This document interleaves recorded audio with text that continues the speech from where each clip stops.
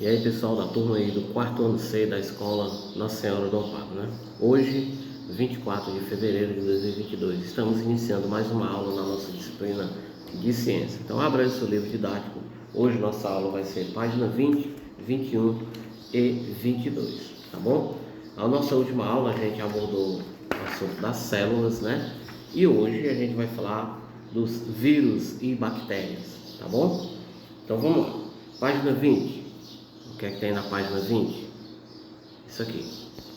Vamos ver o que é que diz. Os vírus e as bactérias. Por meio da invenção dos microscópios e do trabalho de vários pesquisadores utilizando esse instrumento, descobriu-se a existência de uma grande diversidade de micro-organismos, como bactérias, vírus, fungos e protozoários, entre outros.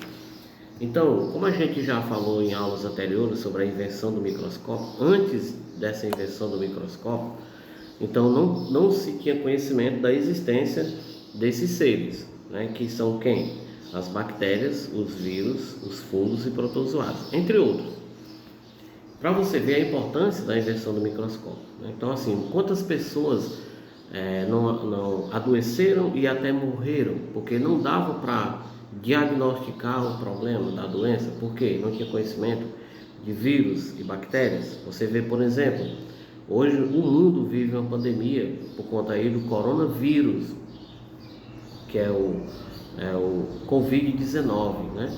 Mas logo foi identificado, diagnosticado, né? Sabe-se o que é um vírus, né? E quantas pessoas não perderam a vida nesses 2 últimos anos por conta do Covid-19, que é um vírus, né?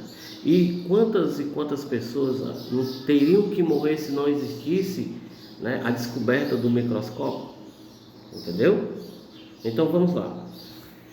Com a descoberta do microscópio, foi possível descobrir, né, a existência desses outros seres, bactérias, vírus, fungos, né, e protozoários. Então vamos aos vírus. Está dizendo aí, ó, os vírus. Os vírus são seres microscópicos, não são formados por célula e têm estrutura muito simples. Eles só conseguem viver e se reproduzir, né, dentro de células de outros seres vivos. Por causa dessas características, não há consenso, tá? Não há consenso entre os cientistas se os vírus são seres vivos ou não. Consenso, e aí no seu livro aí na página aí tem assim, ó, quadrinho verde ali, ó, consenso, né? Glossário. Consenso quer dizer quando todos concordam com algo, ou seja, os cientistas não conseguem concordar, chegar numa definição se os vírus são seres vivos ou não, tá? Porque para eles não sobrevivem só, eles sobrevivem dentro das células, né? Aí você vê, por isso que, por exemplo, o coronavírus, né, ele ataca a imunidade do ser humano, né? Se a pessoa tiver com imunidade baixa, quando ele se instala e até mata, porque ele vai atacar as células dos órgãos do ser humano, né? Então é isso. Alguns tipos de vírus podem causar doenças em outros seres vivos, como plantas e animais. Nos seres humanos, alguns vírus provocam doenças como a gripe, o sarampo e a dengue, entre outros. E aí eu volto a falar, o caso do coronavírus, né? E aí você vê aí a imagem abaixo, ó, de alguns vírus. Isso aí são imagens dos vírus. Alguns vírus em vermelho atacando uma bactéria em azul. Aí na primeira imagem, ó, esses pontinhos vermelhos são os vírus atacando a bactéria, entendeu? Imagens coloridas artificialmente, aumenta em 40 mil vezes. Essa imagem está ampliada em 40 mil vezes, tá? Quem é que faz esse trabalho? É o microscópio. Na segunda imagem aí você vê o que? Vírus causadores da gripe em azul, olha esse pontinho azul, atacando células do sangue em vermelho. A célula, no caso da segunda imagem, a célula é esse vermelhinho e o azul é o vírus da gripe atacando, ó. Imagem colorida artificialmente. aumentado em 6.800 vezes. Para chegar ao ponto da gente ver, essa imagem foi aumentada 6.800 vezes, tá? E aí na página 21 a gente já tem a primeira questão, tá? Mas tem algo para se ler, né? Os vírus também podem trazer benefícios, né? No campo humano pode existir uma grande variedade de vírus, bactérias, fungos e protozoários. Muitas das espécies são inofensivas e podem até trazer benefícios. Existem vírus no intestino, na pele e até mesmo no sangue humano. Existem tipos de vírus que atacam bactérias, né? Por isso podem prevenir a ocorrência de infecção em nosso corpo, tá? Com os avanços na ciência, os vírus têm sido utilizados também na indústria e na área da saúde. Vejo 2 exemplos a seguir. No caso da indústria, né? As tulipas geralmente tem apenas uma cor, essa flor, essa rosa, né? Normalmente ela tem apenas uma cor. Inclusive vou estar postando aí um vídeo sobre as tulipas, muito bacana, tá? As tulipas com 2 cores são mais valorizadas no mercado, né?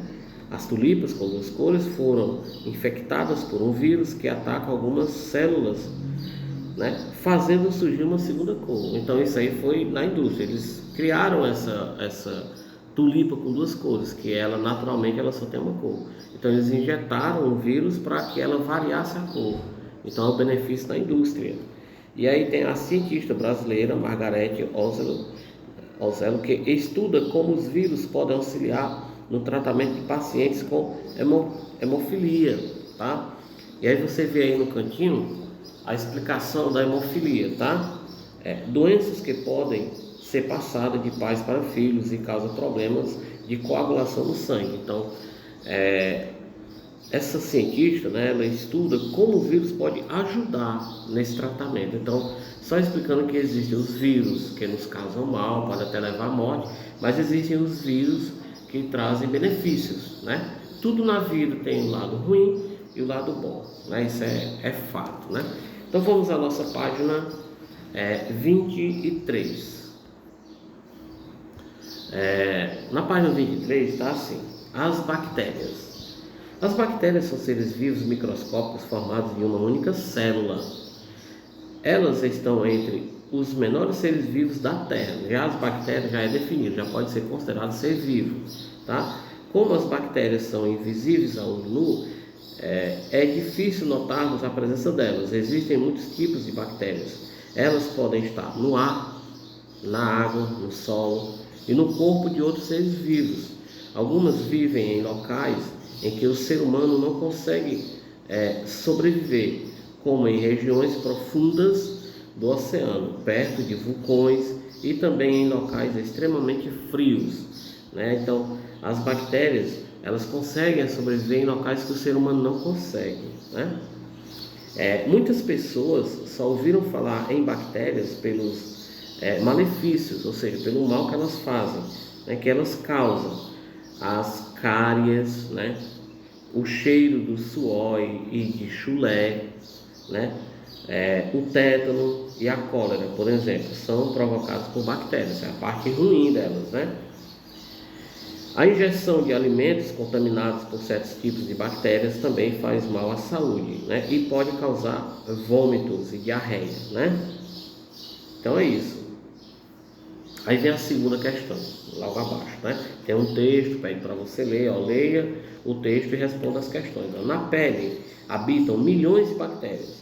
A pele humana abriga uma imensa diversidade de bactérias e cada região do corpo apresenta diferentes espécies delas. Diferentemente do que muitos pensam, as bactérias que vivem em nossa pele são, em sua maioria, inofensivas, né? Muitas delas, inclusive, são essenciais para a saúde da pele. É o caso. Então, as bactérias que vivem na pele são benéficas, não causam, né? A maioria não causam mal, tá bom? E aí vem a segunda questão. E essa é a nossa última página, né? A página 22, não, a gente estudou